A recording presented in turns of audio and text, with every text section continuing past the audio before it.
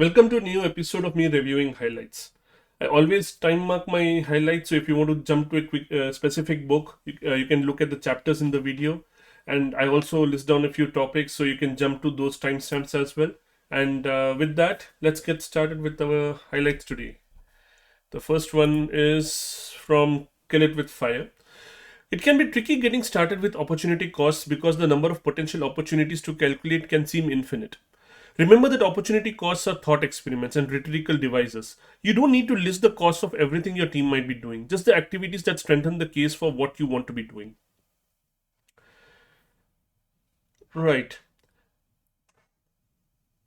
So I'm trying to place this, again in context, and I can't really recall this. Um, the what the author is talking about opportunity costs over here, and the strategy of just narrowing it down. You don't have to boil the ocean, as they say. It's really about finding the um, class of alternate activities that you could have been carrying on, and then determine some of the aspects of opportunity costs from that. But I'm completely lost at which section this is, and it's just like a case of missing context. So I'll go on from here to getting things done. You don't want things lurking in the recesses of your system and not being used for the intended purposes. Intended purpose, reminding you. The digital world can be dangerous in this regard because as soon as data is off screen, it can tend to disappear as a viable prompt. This has caused many computer savvy people to revert to a paper planner. Its physicality and visual obviousness can create much more trust than the reminders will actually remind them. So, in a nutshell, this is the reason why everything is so cluttered always. I'm talking about myself over here. My digital space is always cluttered. The jokes they say about so many tabs being open and everything. I have like three browsers running, some of them running multiple windows, and each window running something like 20 tabs. uh, so this is something that's really needed for me in a way, and that's true for my physical space as well. So you can't really see it in the camera's field of view, but there are things in my reach everywhere, like right from a cutter to Dora cheat sheet model to headphones and coffee cups, of course. So the point is well taken. I think it's quite apparent that in the digital world, something going off screen, and you forget it. It's there, and that's why you need a reliable system where you can capture the information that that you can rely upon, that you can trust that okay, this will remind you in some way when it's needed, in some way, but when it's needed, that's the important bit. There's no point of it reminding you when the opportunity is gone, and that's really really tricky. It takes a lot of effort to find a system that works. I'm experimenting with a system around, with tooling around Logseek and another application called Akiflow, and I'm getting some level of moderate success, but yeah, it's a challenge, no doubt about that. Let's move on to drive. The problem with making an extrinsic reward the only destination that matters is that some people will choose the quickest route there, even if it means taking the low road. Yeah, that's a good summary of why extrinsic rewards are usually a problem. Um, it's it's like that thing, the what's it called, the Cobra effect. And there are many other effects, or many other scenarios, not scenarios, many other. Um, I'm not getting the word right now, but it's really about the if extrinsic reward is all you care about, and that is something that's usually tangible and measurable. So something like number of commits you have made. And it's like a dumb metric, but that's the only thing I can think of right now. In terms of dumb metrics or lines of code you have written. Um, if that's the only thing that matters, if that's the only thing on which performance is measured, then people will choose the quickest route over there, even if it means taking the low road. Yeah, if you're going to measure with lines of code, then I'll give you more as many lines of code as you want, thousands of them, hundreds of thousands of them. So yeah, um, moving on with that from there. The molecule of more. When mastery is achieved, dopamine has reached the pinnacle of its aspiration, squeezing every lost drop out of an available resource. This is what it's all about. This is the moment to savor, now in the present. Mastery is the point at which dopamine goes to HNN. Having done all it can do, dopamine pauses and allows HNN to have its way with our happiness circuits. Um, so the author goes on to say that in some individuals this lasts for a very short time. Uh, the the passage itself is, I think, fairly clear that when you're making an effort towards something, dopamine is all about trying to reach something that you can't really reach. Something that's just outside your space or way outside your space, and trying to reach that, and now you have reached it, you have achieved that mastery, and you have, like the author is describing, squeezed all every last drop out of an available resource. Now you savor, now you have that happiness, and now that the HNN chemicals start flowing. But the author goes on to say, like I said before, that in some individuals this time is very short, and then as soon as you achieve something, it's uh, it's back to the grind. Moving on, 4,000 weeks. This is a long one. So, when an outwardly successful, hard charging attorney fails to show up for a family dinner or his child's school play, it's not necessarily because he's too busy, in the straightforward sense of having too much to do. It may also be because he's no longer able to conceive of an activity that can't be commodified as something worth doing at all. As Kevany writes, lawyers imbued with the ethos of the billable hour have difficulty grasping a non commodified understanding of the meaning of time that would allow them to appreciate the true value of such participation. So it's a rather long way of saying this, and uh, I think it's apparent whenever we see people who are always too busy. We know that they're not always constantly working. Not in all cases, though, and not at all times. There may be times when they are literally completely hands down in work all the time. There may be times like that, but then the mindset shifts. Like the author says that once that time becomes commodified, they can't conceive of uh, using time in any other way at all, in things that that does not immediately translate to a tangible result in a way. It's a really complicated thing to understand, to describe, but I think a lot of us experience this all the time. We are people, in most cases we are those people who are always busy. I know I am busy in this sense, not busy that we are hands down in work all the time, but busy in the sense that we cannot conceive of time in this way at all anymore, or we know people like that.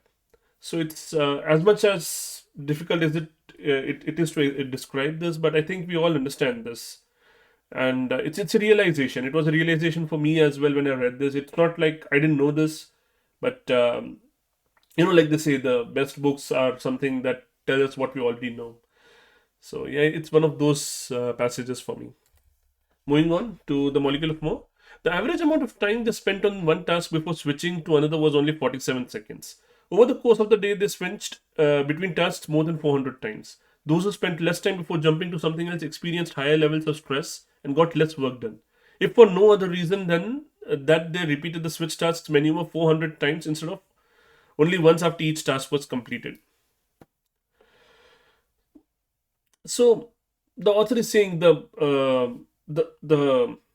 cost of switching tasks itself is so great that that's the reason we face stress, not the fact that we may have a lot to do and we're trying to do all of them together. uh, Not that aspect, but the aspect of just the context switch again and again. And our ecosystem is not really helping us at this minute, in this right now anyway. We have distractions, we have notifications popping up on every device. If it's not the machine, if it's not the laptop, then it's your phone, it's your watch, it's your tablet, and everywhere there are distractions everywhere. And it's a completely believable statistic, this 47 seconds, the amount of time you spend on one task before switching. It's very difficult for our minds to focus anymore.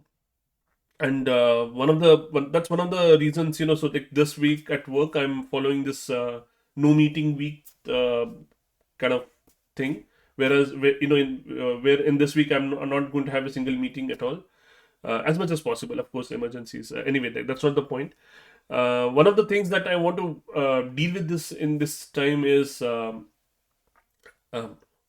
is dealing with this distraction, this effect of distraction, where we can't focus on one task, and that's one of the things that I'm hoping to fix in this.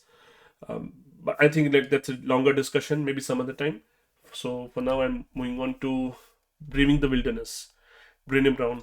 Belonging is the innate human desire to be part of something larger than us. Because this yearning is so primal, we often try to acquire it by fitting in and by seeking approval, which are not only hollow substitutes for belonging, but often barriers to it. Because true belonging only happens when we present our authentic, imperfect selves to the world. Our sense of belonging can never be greater than our level of self acceptance. So we know this feeling, right? That when we are trying to get approval, by trying to fit in, like by forcing ourselves to fit in, by becoming inauthentic, not by making subtle tweaks in our behaviors, but more about changing who we are in order to fit into groups, the cool groups, in a way, in a manner of speaking.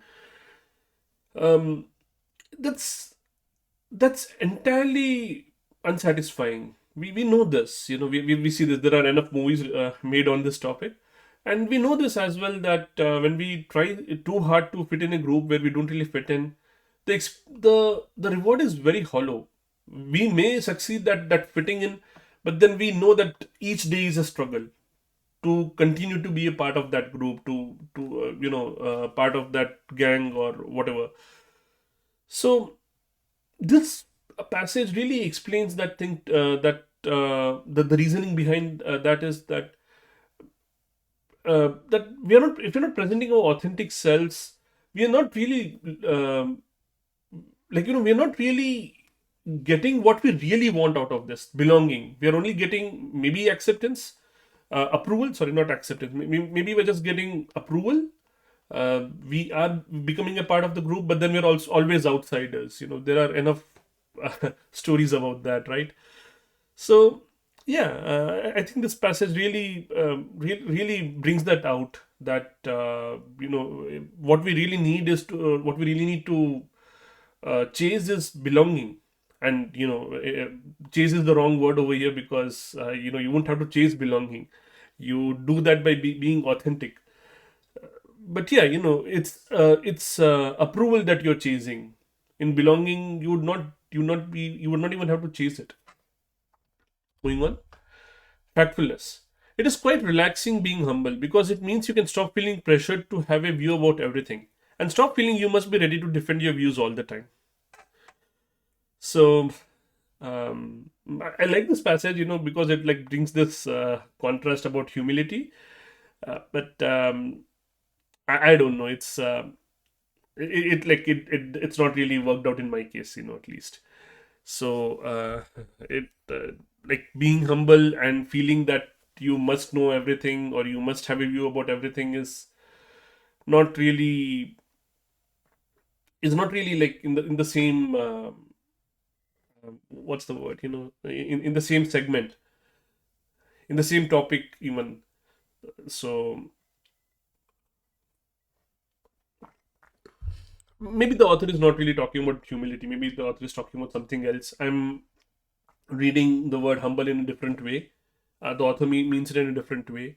I'm guessing the author is really talking about being satisfied in that state, that okay, like being at peace with what you know, with what you have, and being content. And of course, like humility is kind of related to that. I see it, but yeah, I mean, like that's not the word I would use. Anyway, moving on to measure what matters. Scaling requires a system with metrics. What we choose to measure is a window into our values and into what we value, Dove says. Because if you measure something, you're telling people that it matters. So measurements are always a tricky subject. We kind of one of our earlier passages also talked about extrinsic rewards, and we linked that to measurement, to linking it to a tangible outcome. And tangible outcomes are easier to measure, right? That's where it comes in. So um, the activity of measuring, the activity of communicating that you measure something tells people something. Not just that you're measuring those things, but you're telling people that it matters to you, and in turn that it's a value, that it's something that you value. And yeah, that's I think that's about it. The first line in this passage is, of course, it's related. It's talking about that, if you want to scale, where you really want to scale along with your values, and like with those things which are very, very difficult to describe, measurements are something that can help you, right? Because they're very specific. It's easier to communicate. It's not easy to determine at all. Metrics are one of the hardest things that I'm dealing with at work right now. But it's once you have determined that, okay, this is something you need to measure. The next challenge is, of course, collecting it, and that's a challenge as well, but not as difficult as determining what to measure in the first place. But then once you do that, and then that itself becomes a vehicle for your communication, that becomes a vehicle to convey what you value, to demonstrate your values like nothing else does. No other actions, no other words demonstrates value as much as what you choose to measure and what you choose to enforce in that measurement. So and that's what leads to scaling, right? Moving on. Get it done. The longer you're willing to wait for more of it or a better version of it, love. Okay, the longer you're willing to wait for more of it or a better version of it, love is patient after all. Okay, I guess it's yeah, I don't know. Maybe it was like an accidental passage or something. I have to look it up. But that brings us to the end of the highlights, and we had like a good discussion on some of them. But some of them were, I think the first and last one of them were like I completely missed the context. But even with that, we are at 17 minutes. One of the longer videos in like in the recent memory. But yeah, that's what it is, and you all have a good day.